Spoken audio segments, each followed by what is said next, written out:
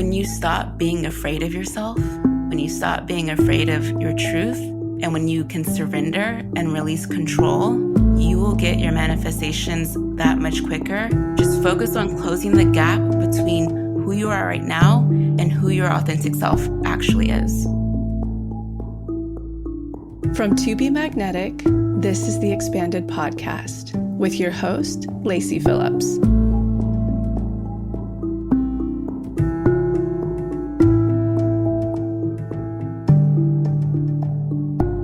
As the leading destination for neural manifestation, we dispel the woo-woo in order to help you create real, tangible results based on neuroplasticity, psychology, epigenetics, and energetics.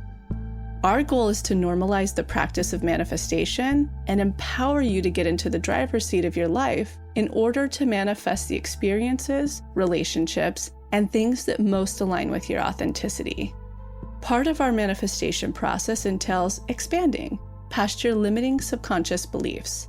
Therefore, by tuning into this podcast with interviews from experts, thought leaders, spiritual teachers, scientists, and those with neural manifestation success stories, you're starting the process of expanding your subconscious in order to see to believe that anything you desire is possible. And by pressing play, the process begins.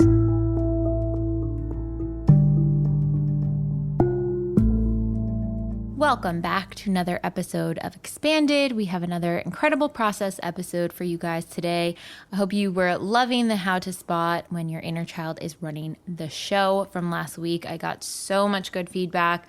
So many of you really took to heart what we talked about in the episode and are now going back through the inner child workshop and applying whatever you're calling in to see what your inner child saw around that specific manifestation and finding really, really good results already. So if you haven't listened to that one, make sure to tune into it. Today we have an incredible process episode with Dom.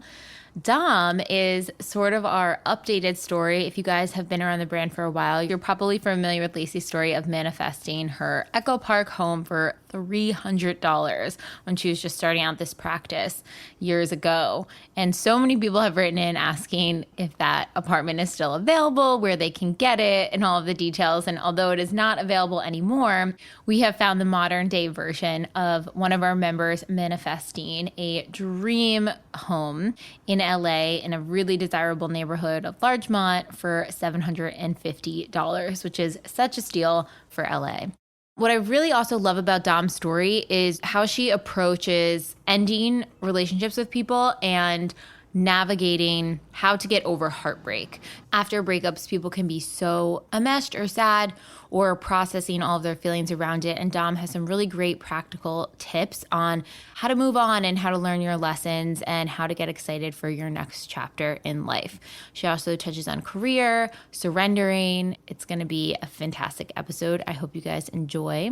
And don't forget, if you haven't signed up yet, we have our text service where you can just text 1-213-423-5226. Text the word podcast and you'll be added to our podcast chain. Unfortunately, the texting service is only available in the US, Canada, and Puerto Rico. We are hoping that it expands soon. But for anyone who is in those regions and wants to be a part of our texting chain for the podcast, just text podcast to that number. We'll also have that in the show notes as well. And then one other fun update, if you are not yet in the pathway and you are a new member, if you've been on the fence thinking about signing up, know you need to get a workshop that's in there or really need help navigating through any of that content, the month of March will be the lowest rate that you will be able to sign up. As of April, we will be slightly increasing our prices, so make sure to lock in your membership before those prices go up. Again, that is for new members only. Existing members will continue to pay the same rate that they signed up as. So if you are new and are looking to join the pathway, March is the time to do it. Enjoy the episode.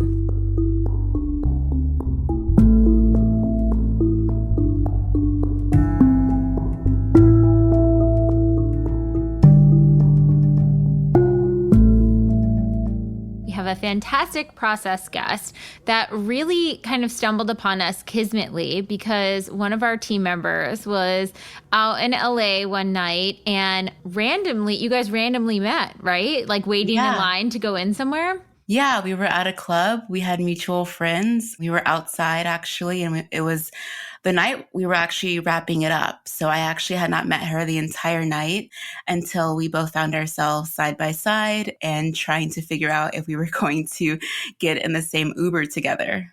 So you guys connected and you shared that you had been doing the TBM work and that she said that you manifested your dream spot in one of the best neighborhoods in LA for $750. And we're like, that is Lacy's Echo Park story, but the modern day one with inflation.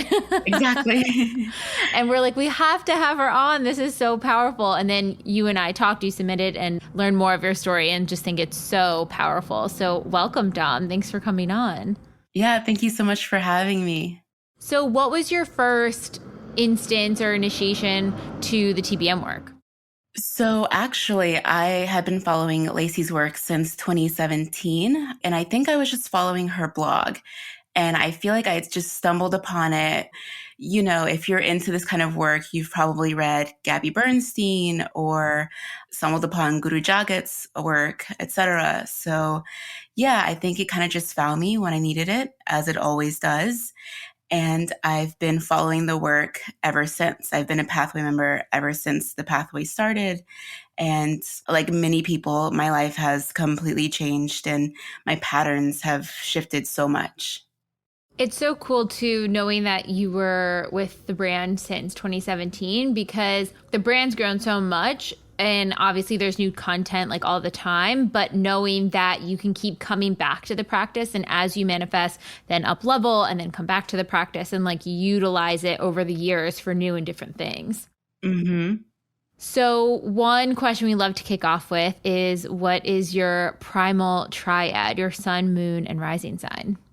Yeah, I am a Scorpio sun, Scorpio moon, and Capricorn rising.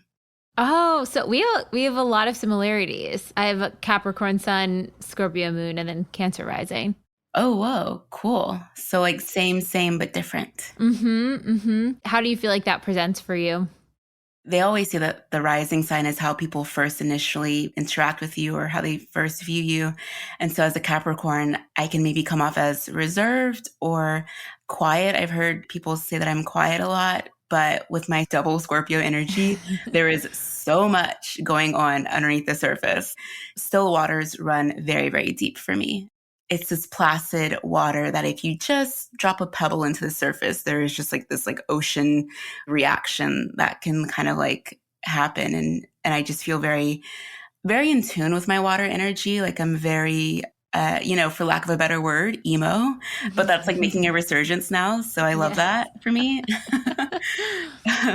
I feel like a lot of Scorpios, like self-expression and like visual expression, whether it's in clothing or makeup or hair or aesthetic or Instagram style or whatever. Do you feel like that's very important for you? Because I seem to notice this trend of a lot of Scorpios in my life having very distinct aesthetics. Yes, I think we can all maybe present differently, but how we present is all very specific. And for lack of a better word, it can be intense or it can be very, very clear and like that's their aesthetic. You know what I mean? So of course I have like my goth Scorpio friends. I have my cosplayer Scorpio friends, but I also have like my Scorpio friends who are so in tune with their body and so wanting to play with those aesthetics that amplify their body and promote it, you know, in a way that's holistic and grounded for them.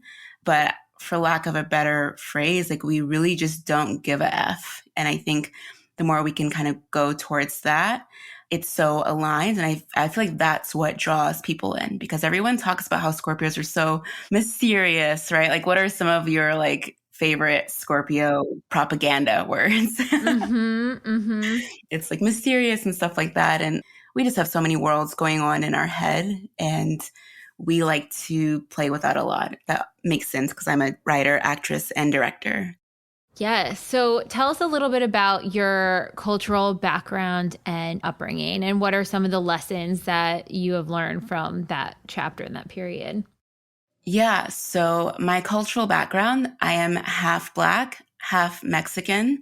My father is Black, my mother is Mexican. I was born and raised in Texas, suburbs area, but we didn't really grow up with a ton of money. My parents had me when they were 19, so they were teen parents, and we definitely had so much support from our family, but there was a bit of time when I was born where she was a single mother, and my parents hadn't reunited yet. So I was with my mom for a little bit until I think they married around when I was like, I don't know, 4 or 5 ish. And so, yeah, they were together, and I got a scholarship to go to a private school for middle school and high school, which set me up to go to college in New York City. So I went to Columbia University in New York City, and I lived there for 4.5 years. That's amazing. Going back to your parents too, like what was that dynamic like, them being so young, having you? And what was your sort of interpretation as a little one, seeing them? I mean, it makes so much sense, like being 19, not knowing whether they wanted to be married or not yet. Oh my gosh, I can't even imagine. I'm just like, wow. So what was that process like for you? And yeah, just kind of paint that picture. So, because they were so young, and because, of course, you're trying to raise a kid together, you're trying to go to school full time. They both were going to school full time too. And they were going to like a pretty rigorous college in the South. They both went to SMU. And so, how do you balance your normal school teen life with a kid? And obviously, you kind of really can't. So, there was a lot of, I'll just say, like rockiness that I had to kind of grow up around, especially in terms of money. My dad, he was and is a recovering gambling addict. But at the time, it didn't present that way. It was just kind of like being really flippant with money, etc. And so, I feel like I have a very nuanced picture about being low income, because sometimes we would have, all the money that we needed, but then the next day it would just all get blown away. I think that kind of like instability definitely, it created for me a lot of blocks around money and scarcity. Because even if, let's say I did have money and I did have enough, a part of me would be like, oh, but it's just going to go away tomorrow. It can go away. And I'm still working through a lot of that, but it's definitely gotten so much better since, even 3 or 4 years ago, I'd say. Yes, I can like see the blocks there too, because it's like at one hand, when you felt financially stable and secure, you felt that sense of ease, and you're like, oh, okay, like money's easy to come by. You're almost expanded in that sense. But then the second it goes away, there's this longing, this fear, this panic, this, uh-oh, what if it never comes back? The rug's pulled out from under. How did you start to reparent your inner child in that process? And how did you start to kind of utilize some of the tools to transition that mindset? Because that's got to be kind of challenging. Yeah. And again, like it's a very unique, specific thing just because you're dealing with like an addiction that you're witnessing. And so obviously my parents were like not my expanders in terms of people that could handle money properly. And so even before this work, I would look at family members that I felt were successful business wise, and not just successful, again, because as a gambler, you can hit big at the casino, right? And like make a ton of money. But for me, it was about consistency and showing up and putting in some sort of work towards like a craft, or receiving money in a way that felt to me maybe more stable, more natural. And here's the thing, I'm not going to judge anyone going to a casino or whatever, but I don't think for me that would be like a way to consistently receive financial abundance. You know what I mean? Absolutely. So, yeah, first I would look at my family members that I felt were like putting in work for themselves and building abundance. And then when Lacy's work came along, and you do inner child, of course inner child just like blows you open, right? And so whenever I would do the deep hypnosis, there wasn't a time where I just wasn't kind of like crying, right? But I will say, as a water sign, we do love to cry. So It's a great release. I love it so much. It's such a great release for me. So I knew that I was moving energy for sure. And how do you feel like that presented? This is just so on the top of my mind because one of our how-to episodes around inner child we just recorded yesterday. So I'm like thinking, okay, what did your inner child see through this and how did you support it? But how did that sort of pattern through money present with your own career and your own income portals? How did you see that coming out again? And then how were you able to like see, oh, this is that pattern again? You know what? I feel like throughout my 20s, I never felt like very consistent with money. Again, I would have, really good months or just like really bad months. I was always kind of like just barely making it. And I was living with my aunt at the time. And that was really great for me just to kind of get my footing and everything. But I was also just straddling two worlds. I was trying to figure out like if I wanted to be in the corporate world because I wanted stability. But then my heart and my passion has always been artistic and creatively aligned. I'll say that. I've always just had a bigger passion for creativity and art and that world. And of course, you have all that you inherit in terms of the quote unquote starving artist, or there's going to be inconsistency, or people aren't really going to support you at the beginning.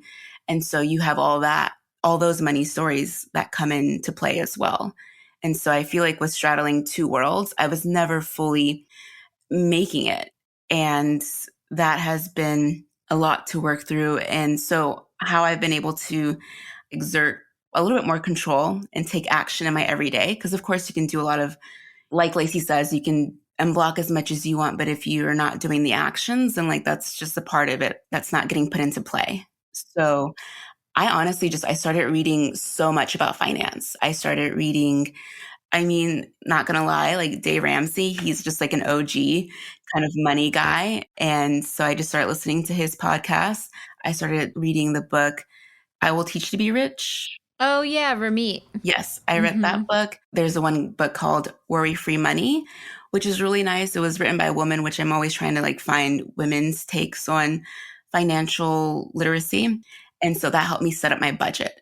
And so just by creating a budget, that made me feel more in control. Even if I wasn't making a lot of money that month, I was like, okay, at least I know where my money is going. Those are the baby steps for me that I started to take for myself. I love that you mentioned the action piece because I think that is such a big thing. It's really giving yourself that neural architecture to say like, okay, how can I soothe my inner child from being upset that I didn't get my needs met in childhood around money, let's say. And then looking at magnetic parents maybe in the DI and showing parents that were stable with money and, met your needs. But then after that, you really have to start putting into practice in the real world. And that's where like those pings come in, because I guarantee you some of those pings led you to those books to be like, you know what, I need to start learning about finances here. And it's once you start reading it, I especially love Ramit's book because it's so actionable. I feel like after you read it, you're like, why did everyone not read this in high school or in college? Exactly. Everyone should have these resources. It doesn't have to be this scary, overpowering thing that hovers over us. Like we can actually take steps now to set ourselves up for success around money. Absolutely. Yeah. So what was on your first manifestation list? Oh my gosh, we're throwing it way back. I can't even remember what was on my like 2017, 2018 list. But I will say this, I think that it was most likely not even the most aligned for me. Because I think when you start this process, when you start manifestation work, you're not really even aligned with who you are in terms of your authentic code. And so I'm pretty sure I had on there, like, I want a hot boyfriend. I want, I kind of still want that. But like even like who they are and who they need to be and who I need to be for them is different, so much different. But yeah, I think it was like, I want to make X amount, which, I hadn't really even expanded into half of that probably. So I probably overshot it a bit with my first manifestation list. But I feel like every year a new list that I make just gets me closer and closer to my authentic self and my authentic code. Talk more about that concept of overshooting it a bit, because I think that's one thing, especially people who are brand new to this work, when they craft their list, they are so far from truly believing that they can have that right now. I remember I was talking to a friend who was making their list on their career, and their salary was 4 times what they were currently making. And I just kind of dug a little deeper, and I'm like, I'm not saying it's not possible, because it's definitely possible. Anything's possible. But what led you to that number specifically? Because I don't see how you see that you're worth that, given that you've been settling for this much money right now. Just try to unpack that a little bit more and maybe keep that number on your list. But is there some bridges that you can have in the interim, or do you just need a ton of expansion to get there more quickly? Yeah, I mean, I feel like I just needed so much more expansion. And especially because I was trying to branch out into a creative field, I wanted to be a full-time working writer, director, and actress. I didn't really know anyone that looked like me, was my age, and was doing that in a way that felt like it was accessible. And of course, a lot of the people that are my age that were doing it, they had been expanded so much. And so I think I just needed to have more expanders and more patience with the process. Inner child work, moving emotions, moving that kind of energy, it does take time. And, I think maybe in the Western world, we can just be a little bit more impatient than most. Speaking for myself, I feel like I was taught to just really go at it, go for it. And patience wasn't really at the top of my priority list. And I just feel like had I just really focused on changing the internal and taking aligned action and following my pings, the external was going to portray that. Absolutely. How do your pings come through to you? How do you know it's a ping? Do you feel like you've honed that almost like gift over time? Do you feel like more in tune with your pings now that when you started? I totally do. It's easier for me to hear my pings when I am doing things already in alignment to support my body. So when I am eating healthy, when I am doing, weekly DI work, when I'm reading, and honestly, when I'm just having quiet time, quiet space, I don't really think anything can come through me. I don't think most of my pings come through me when I'm scrolling on Instagram. Okay. Yes. I'm just saying personally for me. And so I've had to kind of look at my relationship to social media too. I've done everything. I have tried to cut myself off of social media. I have tried to only choose certain days to be on social media. I have a front facing job because I am an actress and a director and stuff. And so I'm active on social media. So it's not totally feasible. And so a lot of it has been me releasing shame around how much I'm on social media. And for me, right now, I'm at a space where let's just do the hardest part of your work for the day, Dom. And then you can just scroll on social media till your heart just falls out. You know what I mean? Mm-hmm. If you just want to go in on social media, have at it. But make sure you do your pages for the day. I love that. And even just that reminder of my pings are not coming through when I'm scrolling social media. Just hearing that, I don't know, I've been on my phone a lot more lately, and I definitely need to check the time spent there, because I think it's also so easy to use as an active numbing tool. Completely. And I get it. There's so many things that you want to just numb out from, especially now. So I feel like my pings can come through when I'm going on my daily walks, when I'm allowing my head space to be a little bit more clear.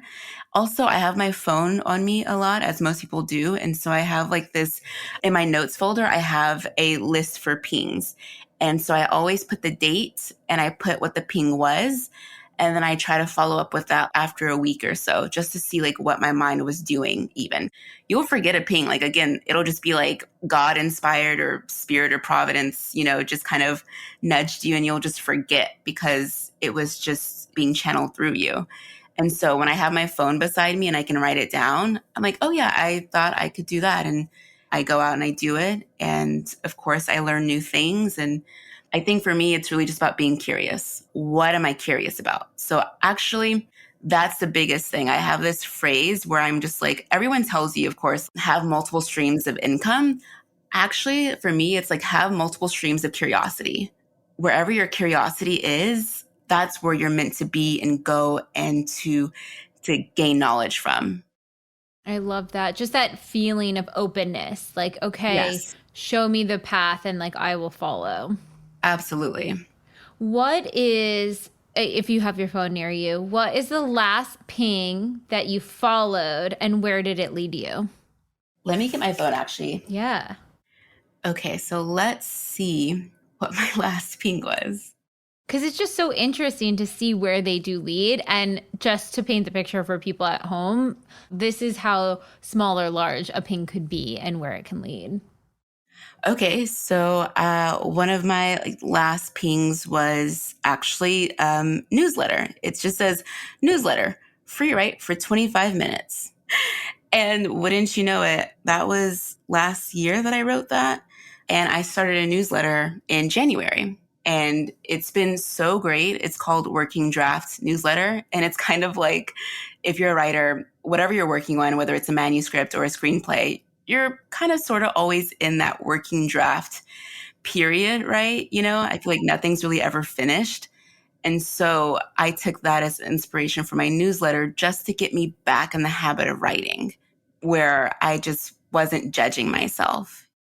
I love that, especially for people in creative work. And I mean, arguably everyone's in some form of a creative work in some ways, but especially, you know, having something like a writing craft that you have to show up to every day, listening to those pings will help you figure out what sort of exercises you need to do to be curious, to spark that inspiration. And this is such a beautiful example of that.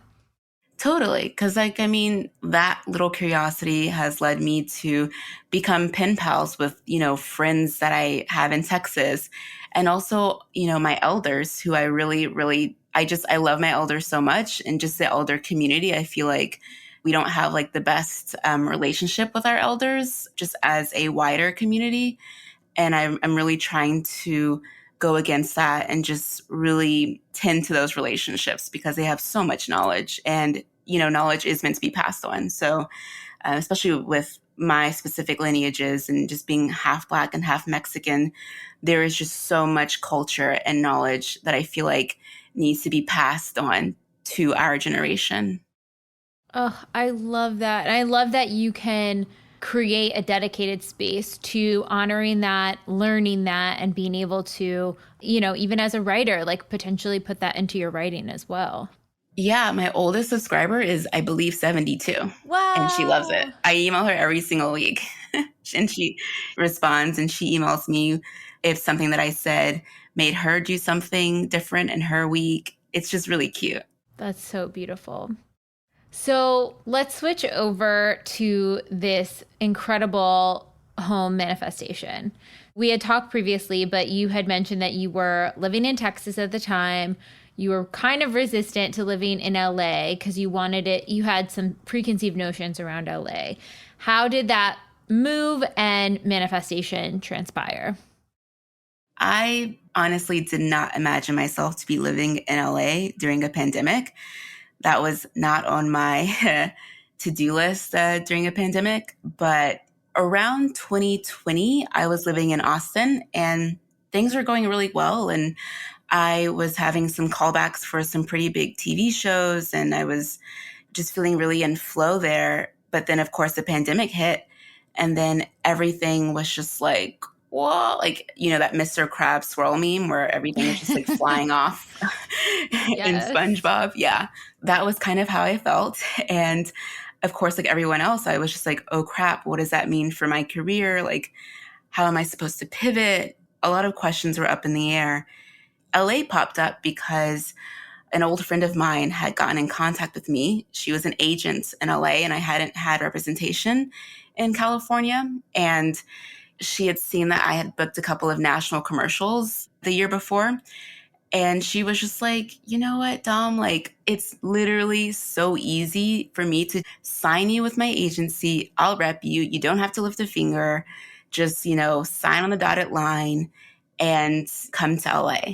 And I guess I just had so much resistance to LA because of those preconceived notions that I had, which were, you hear things like, oh, it's really competitive, or people are fake, or it's really transactional.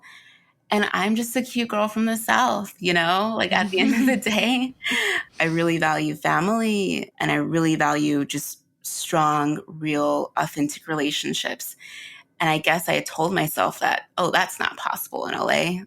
Everyone wants something from everyone, and everyone's trying to go places, and everyone thinks that there's somebody here. And so I really had to just like put that aside for a bit, because of course I had to go back to that. So I signed with the agency. And so for a couple of months, I was just like, okay, I guess I'll just be in Texas and, auditioning over the camera or sending in my self tapes. But of course she was like, okay, now Dom, like, you really need to move here. Enough of this straddling two worlds kind of thing. If you're going to fully take advantage of this, you got to be in LA. That's when I was just like, okay, it's calling me.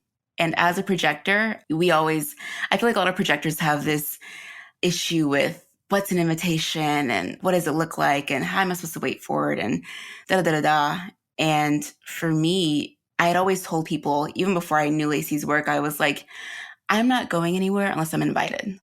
I wanted to feel wanted. I wanted to feel needed. I wanted to feel like I was on equal footing with that person, that job, that place, that situation, because that's how I imagine real relationships. For me, a relationship should be interdependent, not codependent, not one person pulling more weight than the other, etc.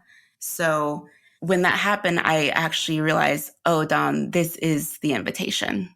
We think God is going to drop out of the sky and like give us a sign. Spirit speaks through people sometimes. And so that's, I think, what was at play.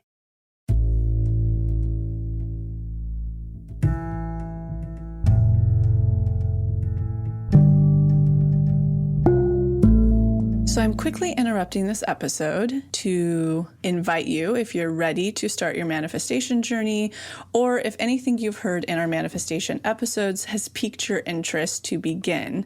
We have a la carte workshops in everything from the basics bundle, which is what we recommend to everyone who starts. It's the formula that actually teaches you how to manifest, unblocked inner child, and unblocked shadow. We also have a la carte workshops on love and money. But the real gem is the Pathway membership because it encompasses every single workshop we have. It's a year-long membership with full access to the few a la carte offerings we have and exclusive workshops not available anywhere else, such as the daily practice, which is what everybody in the Pathway uses, hopefully at least 3 times a week to daily, in order to truly create the new neural pathways that one needs in order to manifest, and houses the library of our deep imaginings, which is our unique hypnosis process that allows you to get into your subconscious and overwrite those old neural pathways, creating the new ones.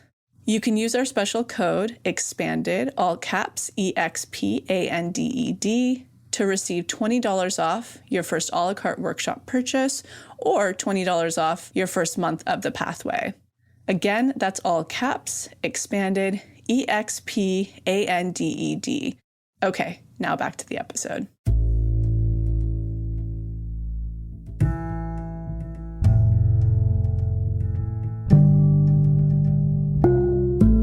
Once you decided to take the leap of faith, move to LA, what was on your list of the space that you wanted to move into and what that would look like? Yeah, so specifically, I knew that it had to be less than $800.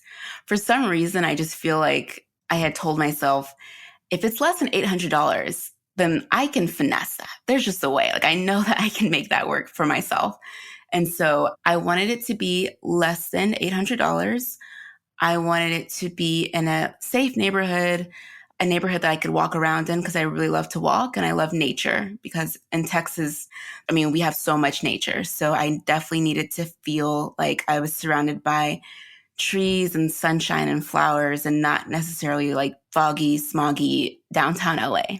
And natural light, I wanted it to be fully or partially furnished, hardwood floors.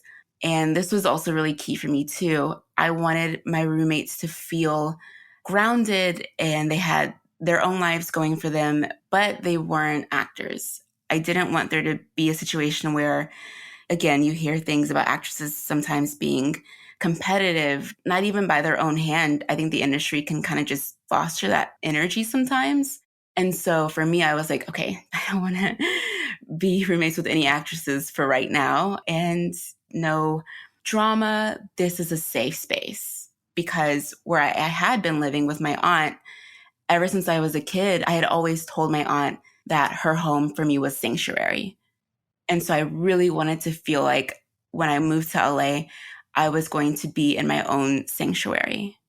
And so, funnily enough, for my expanders list, and obviously I feel like the biggest expander that everyone goes back to is Lacy's story of having a $400 apartment. But I was like, okay, with inflation, like that was probably like 10 years ago. That's why like I was like 800 or less. Okay. My mind could believe that. Yeah, I would look out for, other expanders on Instagram. Sometimes people share their desire for roommates. They're always looking for roommates, etc. So I would just kind of like look and see, what do their spaces look like? What do spaces look like in LA? And I had only visited LA once or twice before. And the place that I stayed, for me, it felt so grounded and so lovely. I was staying with my friend in the Larchmont Hancock Park area. I loved her house so much. I loved her roommates. The energy was just so warm and friendly. And none of her roommates were like anything I had imagined people living in LA to be like. They were very just smart and compassionate, independent, very encouraging, and just very supportive. And so I was just like, oh yeah, if I can get that energy, that would be amazing. Her house and her roommates felt so amazing. And so I told myself, well, if it can feel anything like that, then I'm on board. And in my mind, I didn't even think that rooms would be available in her house because it was just so amazing. I was just like, who would ever give up their room for anything else in LA? But funnily enough, I only had to text 2 friends about finding a place to live in LA, and she was one of them. And lo and behold, she told me that one of the girls is going to move out and that space could be available next year, but it wasn't a sure thing because the girl didn't know how long she would be gone for. She didn't know when she would be leaving. It was really, really up in the air. And I had put on my list, I believe also, I wanted at least 1-year lease. So I didn't want like a month-to-month kind of thing or like a 6-month thing, right? So that's kind of like where the tests came up for me. And I started to do a lot of Lacy's work in order to, again, have patience and just like move through those triggers, any triggers that were coming up for me.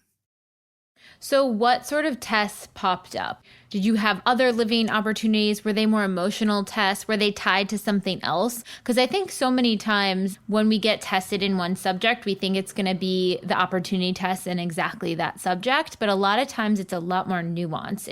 It's testing our worth and our level of self-worth in multiple different facets. So where did the test present for you? Absolutely. As this was going on concurrently, I was just having like the biggest tests and triggers around getting over this ex-lover. It was this weird, like dark night of the soul trauma bond situation where when we parted, it was so intense for me and so emotional. And I really just had to take it sometimes like day by day, which is all the emotions that I was feeling. And so I was having to work through those big triggers of, for example, finding out he had a new girlfriend, not being able to see our mutual friends as much because there was like weirdness that had been created. And of course, everything is a projection. So you don't even know if it's true or not what your ego is telling you. But like I had told myself, oh, I was rejected. Like he rejected me. And so having to navigate those feelings. And so I had to go back to inner child and shadow work. I did unblocked shadow, unblocked inner child. I didn't even touch unblocked love because I was just like, I'm not even there yet. I just need to like get through these feelings. And so a lot of my tests came up in the situation of love and relationships. What do you think was one of the limiting beliefs that you needed to accept or clear within yourself when it came to that test? I feel like the biggest and like the most deeply ingrained story that I had been telling myself was that this guy rejected me, when really I feel like it was me that had rejected me. Oh my gosh, yes. Yeah. And like I hadn't been showing up like how I wanted to in that situation. Like I hadn't been showing up like with a fully open heart. Like I hadn't been communicating my feelings because I feared rejection and loss. And so like when that happens, like I found that I withhold emotional intimacy. And so I starve kind of the relationship of emotional intimacy by withholding from him and therefore the relationship. That could be something as simple as I would see him and I would think he was so attractive and I love this shirt, but I would be like, I'm not going to compliment him because he probably knows that he's hot. And I'm sure so many people tell him that he's hot. Why would I need to tell him that? But that's like not being heart open, obviously. And so I feel like his behavior was just a reaction and a mirror of that. And even you're witnessing all of the places where you were maybe putting your worth or validation on his response to you versus giving that to yourself. Exactly. And so it was just like once I reframed that and I worked through all the guilt of not showing up how I wanted to, then I had to reprogram seeing him without like any judgment and just seeing him as neutral, not good or bad. Like Lacey says, people are just our teachers, they're not good or bad. How I treat and see other ex lovers as neutral, I wanted to treat him the same. So I know this is like, hot take, but I didn't block him on Instagram, which most people would. Yeah, so tell us all about that. What was the energy behind that? So for me, I feel like personally, if I were to block someone that I know is not being like, they're not crossing any digital boundaries, like he wasn't messaging me, he wasn't like liking my photos or anything like that. He wasn't, crossing any boundary. And so I didn't feel the need to block him because I just felt like there was just so much more for me to learn if I could just stay connected with him on Instagram, but not be triggered by his presence. That was so much more powerful to me than simply blocking him and having that kind of just be like a band-aid that I just put over the deeper wound. I did a lot more emotional work with around like seeing him on social media, etc. That gave me so much more juice. It also gave you a spot to almost like dig in more because if you block someone, and obviously everyone has to judge their own situation if it is too much to handle by following someone, take care of your own needs. But if you're witnessing, look, if I block this person, that is not going to fix my feeling of pain around interacting with them. And I would like that reminder or gauge to see because you're actively working on healing it. So with that intention, you were able to kind of keep the not block him and work through, okay, I'm seeing this photo. How do I feel today? How can I check in with myself? How can I reframe how I'm perceiving him and thus myself? Totally. And so for me, my triggers and how I can gauge if I'm growing or not, I would, it's almost kind of like exposure therapy. So I would tell myself, okay, we're going to go to his page. No shame. We're going to take the shame out of that. And we're just going to see how you feel. And I can say for certain, when I first started doing this, I would immediately get very heated. Like my body would get heated. My chest would it would just start to tighten. It would be like I was bracing myself, for impact or something. Whereas now, and I mean, I don't even think to even check, but if I would check, it's so neutral. It's like I'm going to my friend's page and seeing what's on her Instagram. And that's exactly what I wanted. Just like that neutrality. How do you feel like you got there? What were some of the practices or tools you used to do that? One of them being the exposure therapy of going back and checking in with yourself and checking in with your body and saying, okay, how do I feel now? How do I feel now? But I just imagine all the people out there that are like, I check 100 times a day for exposure therapy and it's not helping. Well, okay. No, totally. And I'm there. Whatever cringe thing that you've thought of, I've probably thought of it or also done it too. So I am like right there with you. Beyond the exposure therapy, what I would also do is I would do the trigger DI, and I would just, whenever I would have these feelings of like missing him, etc., I would do the trigger or the test DI. But I would also do the unblocked love. There's like a page in there where Lacy talks about how if this person was a trauma bond and list out all of the ways that this person was just not your list. And so I would do that too. I would just remind myself, okay, he wasn't X, Y, and Z, and I needed X, Y, and Z. So I would just go back to the facts because our emotions and our ego are so strong. They can be like, oh, remember when he did this lovely thing and da da da da. But like, that's not the whole truth of the picture. The trigger DI was really helpful. Unblocked love was helpful once I got to a point where I could fully engage with that and not get so triggered. Sometimes I would just do the binaural beats while I was walking just to clear my head. And you also did like this is not TBM work, but this is sort of like an outside support that you use, which is like sort of cord cutting, sending him blessings, that sort of thing as well. Yeah, totally. Gabby Bernstein has a cord cutting ceremony in her book Spirit Junkie. And that book is an amazing book. That's been a lot of people's gateway drugs for good reason. It's an amazing book. And I still go back to a cord cutting ceremony where I see him, I imagine him, and I see light coming from my heart into his heart and back and forth. And I think of him, I imagine his face, and I say, the light in me sees the light in you. The love in me sees the love in you. I forgive you and I release you. And I would just say it as much as I needed to soothe myself and to calm myself down. A lot of times when people are checking their ex's Instagram or, doing those things on social media, at the core of that, they just want connection. We just want connection. And so you have to decide for yourself or find out for yourself, what are those ways that I can connect to myself and maybe to the other person, but in a healthy way? And for me, it is imagining him with light and love and, forgiveness.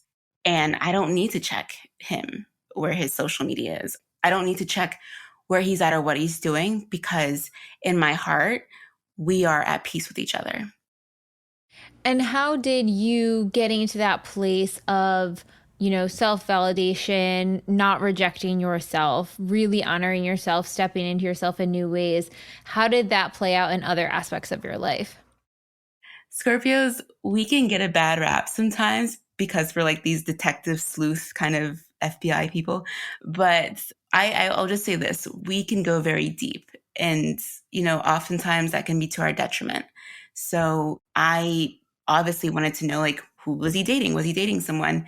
And I found his then current girlfriend. And it was deeply triggering for me because she was also an aspiring actress. And that was triggering. I felt like weirdly jealous, even though like we're two totally different people and have totally different interests otherwise. But I used that as this like springboard for myself because I was like, Dom, clearly there's something there about her that's like bothering you. You keep looking and checking, like, what is this? And so when I just did some more DREs, like just the trigger DRE, I came to find that, she was expressive in a way that I wanted to be expressive in. Like she was just unabashedly herself aesthetically. And for me, I tend to be behind the scenes. I train as a director first before an actress. And so I'm just used to being kind of like behind the scenes. I'm like the puppeteer, making all the puppets dance. And that's like my strong suit. I don't really express myself so vividly sometimes in person in terms of like how I dress and aesthetics and stuff. I can be a creature of comforts. But deep down, that was also just not me either. I dug a lot deeper and I realized that I was hiding an aspect of myself that was very loud and very specific and just aesthetically, just like a complete 180 from what most people saw me as. And as an actress, we're always told, okay, you have to be camera ready. You have to look like your headshots. You have to, like you're having to like please these faceless directors, casting directors that you never meet. And my headshot is like very girl next door. It's very approachable, et cetera, et cetera. But like, I'm kind of emo. I'm a little bit goth sometimes. So seeing her page and just really how she expressed herself, that made me lean into different ways to express myself.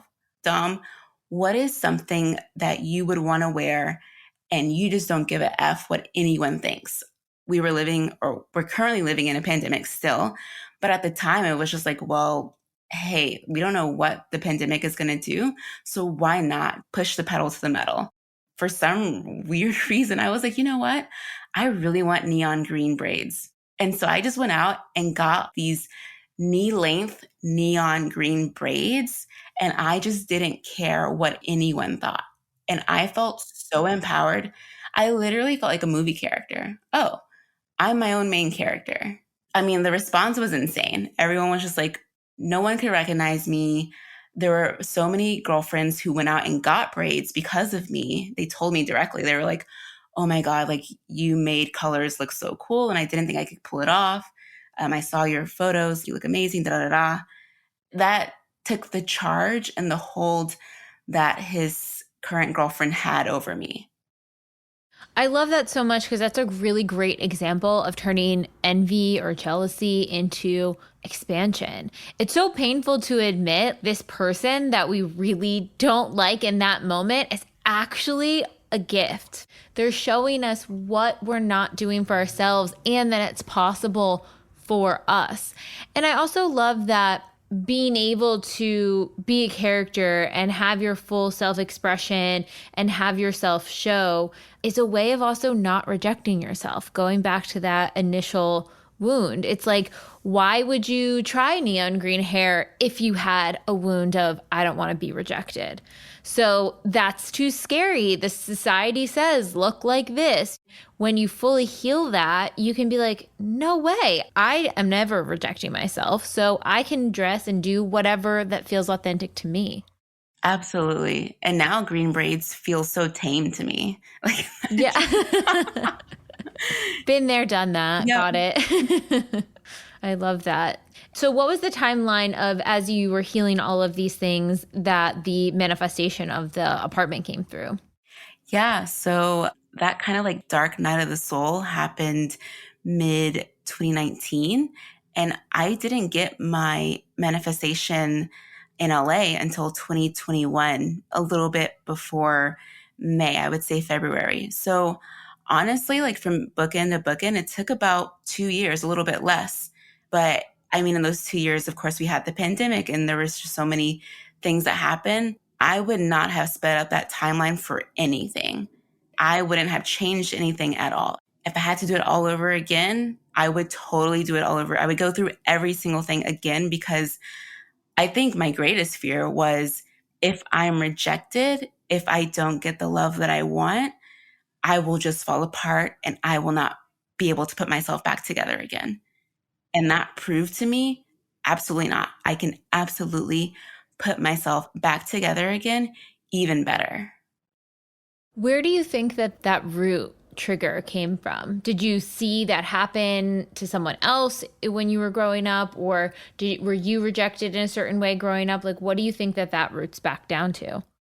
There's a couple of things. I think when I switched from going to like an inner city kind of public school to a private middle school and high school, I could tell that there was a certain way that you did things.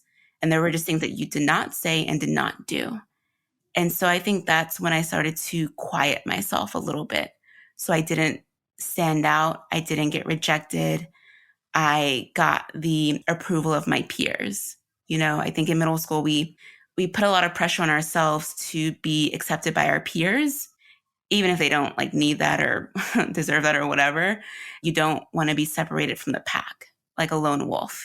So I think definitely society's vision of who was cool or who was popular, that contributed to my feeling of, okay, if I step out of line, I might be rejected.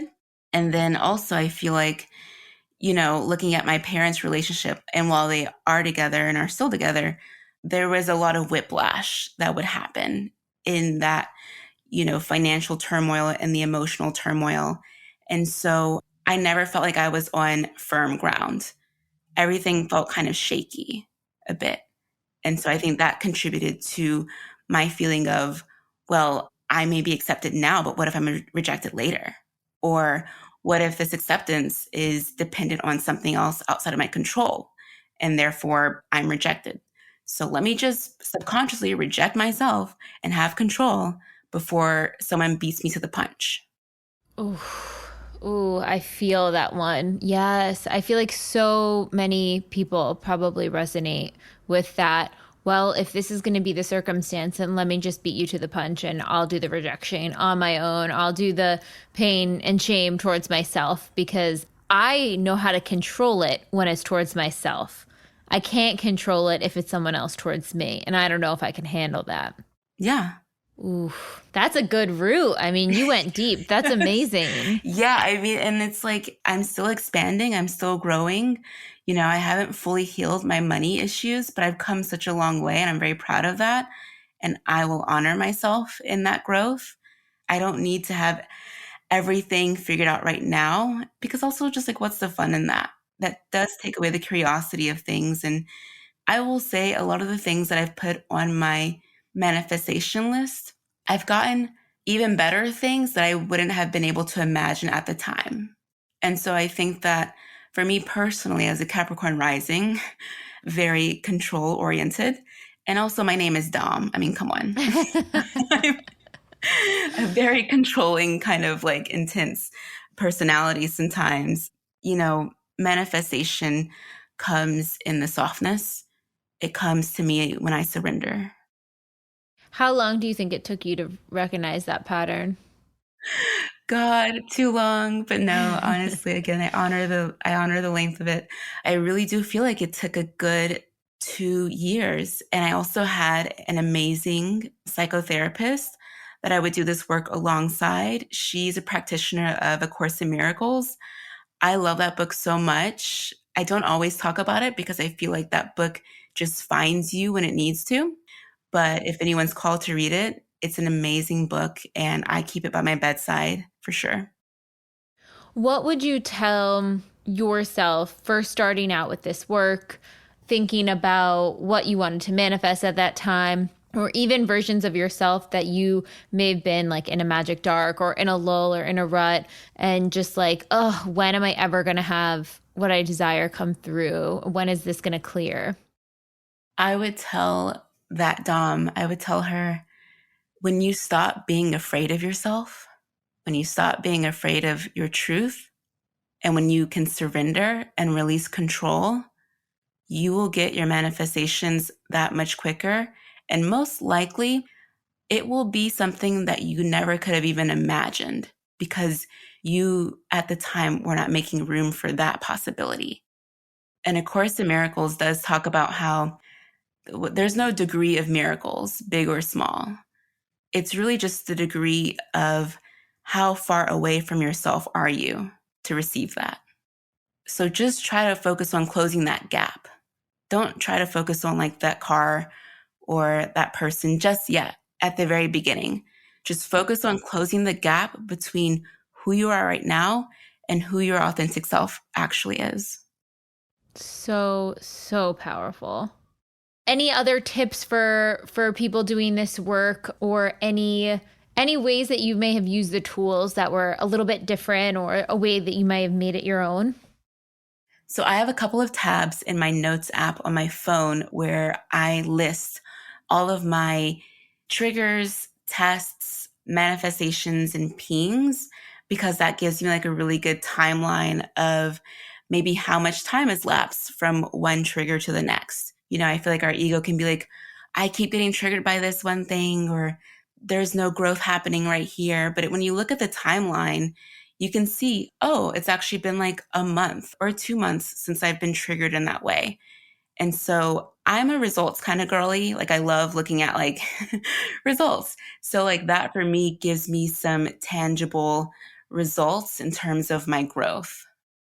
It's interesting. Just last night, I was going back and looking at all of my lists since maybe last summer and seeing the things that I've crossed off and the things that I've manifested. And it's so funny because looking at them now, I'm like, oh, yeah, duh. I can't believe that was even a thing on my list. Like, of course I would have manifested that. But it was only 6-7 months ago, like it wasn't that long ago. And already I feel in such a different place from the person that crafted that list. So it's so helpful to go back and look at your progress, because I promise you, if you are doing this work, you are making progress. It is occurring, whether you see it directly or not. Absolutely. Because getting over the guy took about 2 years, but manifesting my place in LA took 5 months. From the time I texted my friend, which I have the date marked, to the time she told me, you're the person for this room. And do you notice any things that happened right before you got that text from your friend? Mm-hmm. Did anything occur that day? Did you have any patterning of I feel like it's really close? Oh, yeah. I actually had a therapy session earlier that day, and my therapist, she had me close my eyes and conjure up the picture of the guy, and she had me have a conversation with him. And I told him all of the things that I was too afraid to say. And so, of course, you get all the tears, right? Like I'm just like a bawling mess. But it was such an amazing release, and it was so beautiful. And I gave myself the closure that I needed. And I felt so light after that session. Literally 30 minutes later, I got the text from my friend. Wow. Mm-hmm. That is a really powerful pattern. I've noticed that too in my work and a couple other people. Literally just sitting down to face the emotion you've maybe been running from clears space immediately, like so fast. It's crazy. Yeah. And also when I out loud, when I tell spirit, I surrender. If I've been just wringing my hands, I've been out of my body, I have just been feeling like my grip is slipping on control of something, I will literally just say out loud over and over again, I surrender. Spirit, you know better than me. Please just take this off my hands. I'm giving this to you. Just please move this energy. That also helps me too. Such a good note. Thank you so much, Dom. This has been such an expansive episode. I'm so excited for what's next on your journey. And I'm sure we'll be seeing you director on something in the near future as well. So really excited. Oh, thank you so much, Jessica. To you and to Lacy, I've had nothing but amazing experiences with this work. So I'm so happy to be here. Thank you.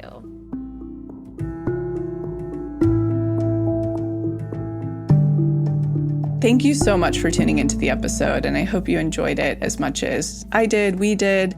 And in case you're not totally ready to join the pathway yet, I wanted to share a few of our free offerings that I'll often suggest to people as a little bit of a blueprint to get them started on their manifestation journey.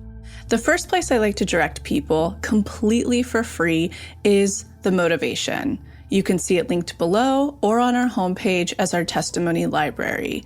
And it's categorized by different subjects, whether you're calling in career, money, love, wellness, and much more. When you're reading about a member's experience of what they manifested, you're actually seeing to believe and showing your subconscious that that very thing is possible for you. The second place I like to direct people is to the free clarity exercise, which is also linked below. In it, you get to try our own unique hypnosis process, learn about the science, and some journaling prompts. And the best part about this, you'll get a tiny taste of what it's like to go into your hypnotic state, bring your subconscious forward, and create new neural pathways while receiving clarity. And the third thing, if you haven't listened to it on this podcast yet, please go back to the episode titled Manifestation 101, where you'll learn the basics of neural manifestation to truly understand this process. So go ahead and check out those free resources, the motivation, the free clarity exercise, and the episode Manifestation 101, all linked below. And in an effort to make sure to have representation in this process series, go ahead and submit any process testimonials you have, especially to our LGBTQ+ community, our BIPOC, as well as the Ys, which is anyone in the community who is 45 and over. All right, we'll be back next week.